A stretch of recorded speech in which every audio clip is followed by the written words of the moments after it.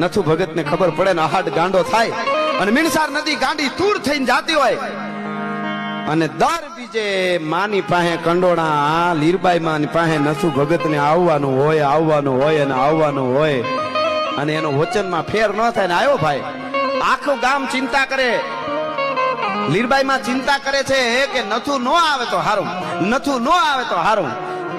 એટલે બધાય કે ના નહીં આવે આવા વરસાદમાં થોડો આવે લીરબાઈ માં કે ઈ મેર નો દીકરો છે બોલ્યો ફરે નહીં બીજ થાય એટલે આવે અને આવે હો અને આવ્યો ભાઈ મીણહાર માં ખાબકો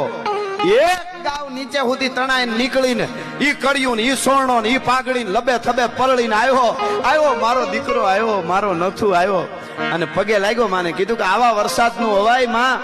અને ઈ વખતે નથુ ભગતે કીધું તું કે માં હું તો મીણહાર નદી ગાંડી તૂર થઈને પૂર જાતા હતા એને કાંઠે ઉભો તો ત્યાં સુધીની મને ખબર છે પછી કઈ શક્તિ બાવડું ઝાલી મને પાણીમાંથી હોરવી કાઢીને અહીં લઈ આવી છે ઈ તો મારી માં લીરબાઈ લઈ આવી છે મને કાંઈ ખબર નથી ઈ તો માં લીરબાઈ તું અહીં સુધી મને પુગાડ્યો છે તે લઈ આવી